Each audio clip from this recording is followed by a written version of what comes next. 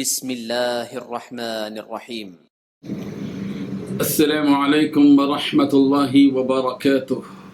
إن الحمد لله نحمده ونستعينه ونستغفره ونستهديه والصلاة والسلام على أشرف الأنبياء والمرسلين محمد وآله وصحبه أجمعين أما بعد. حاضرین و ناظرین، یہ درس نمبر 1381 ہے اور آج سورۃ المؤمنون کی 3 آیتوں کی تلاوت اور تشریح کی جائے گی۔ آیت نمبر 99، 100 اور 101، 99، 100 and 101۔ چلے سب سے پہلے ہم ان 3 آیتوں کی تلاوت کرتے ہیں، لفظی ترجمے اور ترجمے کے بعد تشریح کرتے ہیں۔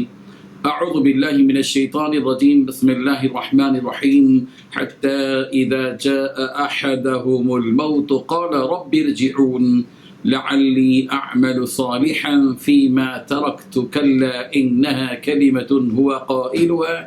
ومن ورائهم برزخ الى يوم يبعثون فاذا نفخ في الصور فلا انساب بينهم يومئذ ولا يتساءلون صدق اللہ العظیم۔ لفظی ترجمہ یوں ہے، حتی یہاں تک کہ اذا جب آ جائے گی احدہم ان میں سے ایک کو الموت موت، قال تو وہ کہے گا ربی اے میرے پروردگار ارجعونی مجھے واپس لوٹا دیجئے، لعلی تاکہ میں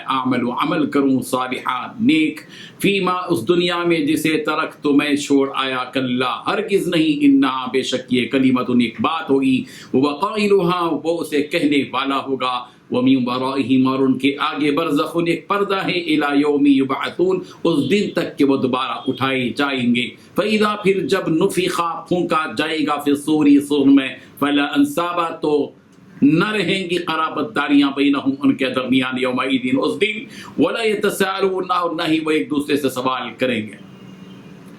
ترجمہ یوں ہے، یہاں تک کہ جب ان میں سے کسی پر موت آ کھڑی ہوگی تو وہ کہے گا کہ میرے پروردگار مجھے واپس بھیج دیجئے تاکہ جس دنیا کو چھوڑ آیا ہوں اس میں جا کر نیک عمل کروں۔ یہ تو ایک بات ہی بات ہے جو وہ زبان سے کہہ رہا ہے، اور ان مرنے والوں کے سامنے عالم برزخ کی آڑ ہے جو اس وقت تک قائم رہے گی جب تک ان کو دوبارہ زندہ کر کے اٹھایا جائے گا۔ پھر جب سور پھونکا جائے تو اس دن نہ ان کے درمیان رشتے ناطے باقی رہیں گے اور نہ کوئی کسی کو پوچھے گا۔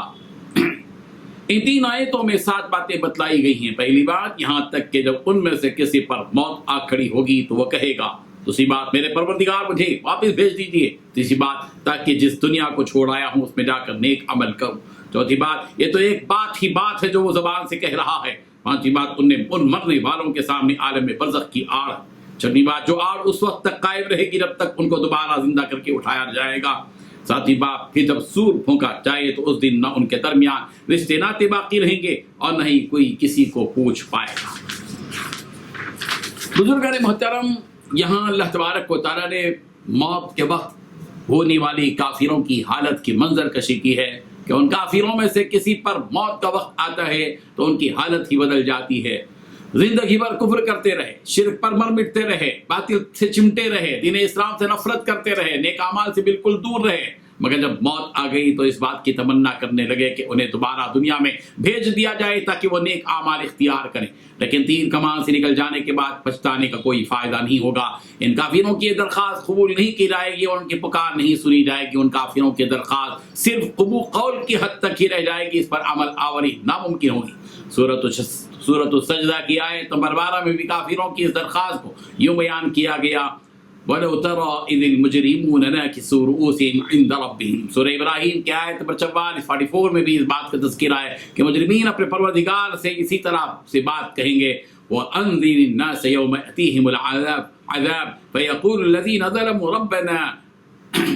أَخِّرْنَا إِلَى أَجَلٍ قَرِيبٍ نُجِبْ دَعْوَتَكَ وَنَتَّبِعِ الرُّسُلَ أَوَلَمْ تَكُونُوا أَقْسَمْتُم مِّن قَبْلُ مَا لَكُم مِّن زَوَالٍ۔ سورہ اعراف کی آیت نمبر 53 میں بھی یہی مضمون اسی طرح ہے، اور نُرَدُّ فَنَعْمَلَ غَيْرَ الَّذِي كُنَّا نَعْمَلُ، یا یہ کہ ہم دوبارہ دنیا میں لوٹا دیے جائیں بس وہ عمل کریں جو ہم نہیں کرتے تھے۔ سورۃ الشورى کی آیت نمبر 44 میں ان ظالموں کے بارے میں یہ بتلایا گیا کہ جب عذاب کو دیکھیں گے تو کہیں گے کہ وَتَرَى الظَّالِمِينَ لَمَّا رَأَوُا الْعَذَابَ يَقُولُونَ هَلْ إِلَى مَرَدٍ مِّن سَبِيلٍ۔ وہ منافقین جب عذاب کو دیکھیں گے ظالم لوگ تو یہی کہیں گے کہ ہے کوئی لوٹ کر جانے کا راستہ۔ سورہ منافقون کی آیت نمبر 10 میں بھی اسی قسم کا مضمون یوں ہے وَأَنفِقُوا مِمَّا رَزَقْنَاكُم مِّن قَبْلِ أَن يَأْتِيَ أَحَدَكُمُ الْمَوْتُ فَيَقُولُ رَبِّي لَوْلَا أَخَّرْتَنِي إِلَىٰ أَجَلٍ قَرِيبٍ فَأَصَّدَّقَ وَأَكُن مِّنَ الصَّالِحِينَ۔ تم خرچ کرو ان میں سے جو کچھ کہ ہم نے تم کو دیا ہے اس دن کے آنے سے پہلے کہ جب موت آ جائے بس اس دن آدمی کہے گا اے میرے پروردگار مجھے ایک مدت تک کے لیے مہلت دیجیے کہ میں صدقہ کروں اور نیک لوگوں میں شامل ہو جاؤں۔ اللہ تعالیٰ نے ان ظالم و فاسق و مجرم اور کافروں کی اس تمنا اور آرزو کا جواب یہ دیا کلا انہا کلمۃ هو قائلها، یہ تو بس ایک بات ہے جو اپنی زبان سے کہہ رہا ہے۔ یعنی یہ مجرم جو درخواست کریں گے ہم ان کی درخواست کو قبول نہیں کریں گے اور ان کے دوبارہ دنیا میں لوٹائے جانے کا کوئی فائدہ بھی نہیں ہوگا، اور اگر یہ مجرم دوبارہ لوٹائے بھی جائیں گے تو وہ نیک عمل نہیں کریں گے بلکہ کاموں سے انہیں روکا گیا وہی کام دوبارہ بھی کریں گے، جیسا کہ سورہ انعام کی آیت نمبر 28 میں کہا گیا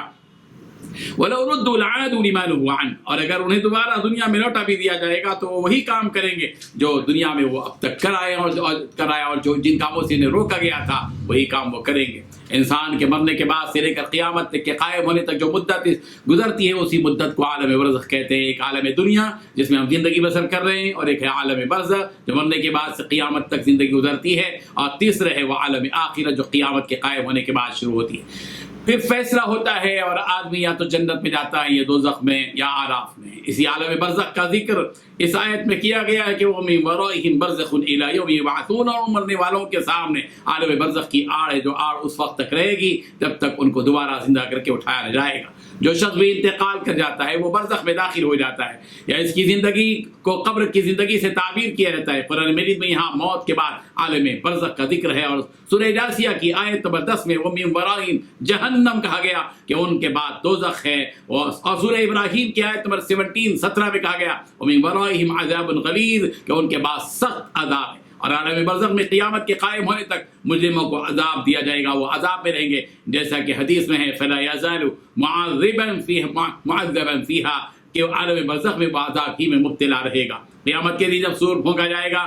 فَإِذَا نُفِخَ فِي الصُّورِ جب سور پھونک دیا جائے گا فَلَا أَنْسَابَ بَيْنَهُمْ نفس نفسی کا یہ عالم ہوگا کہ دنیا میں جو حسب نسب کی مضبوط رشتہ داریاں تھیں وہ سب کھوکھلی ثابت ہوں گی، خاندانی رشتے باقی نہیں رہیں گے، وہاں کوئی نسب باقی نہیں رہے گا، اور جس طرح دنیا میں ایک دوسرے کے احوال پوچھا کرتے تھے اور ان احوال کی بنیاد پر ہمدردیاں کی جاتی تھیں، قیامت کے دن یہ سلسلہ ختم ہو جائے گا، کوئی ایک دوسرے سے سوال بھی نہیں کرے گا، سب کو اپنی پڑی ہوئی ہوگی، بلکہ سارے رشتہ دار ایک دوسرے سے بھاگیں گے، ایک دوسرے سے سارے رشتہ دار بھاگیں گے۔ سورہ عبس میں کہا گیا یوم یفر المرء من اخیہ وامہ وابیہ وصاحبتہ وبنیہ لکل امرئ منہم یومئذ شأن یغنیہ، جس روز آدمی اپنے بھائی سے اور اپنی ماں سے اور اپنے باپ سے اور اپنی بیوی سے اور اپنی اولاد سے بھاگیں گے، ہر شخص بھاگے گا، کوئی کسی کو دیکھے گا نہیں، کوئی کسی کو پوچھے گا نہیں کہ تم کس حالت میں ہو۔ دنیا میں ماں بیٹے کو چاہا کرتی تھی، بیٹا ماں کو چاہا کرتا تھا، بیوی شوہر کو چاہتا تھا، بیوی شوہر کو چاہتی تھی اور شوہر بیوی کو چاہتا تھا، لیکن سارے کے سارے رشتہ داریاں قیامت کے دن کچھ کام نہیں آئیں گی،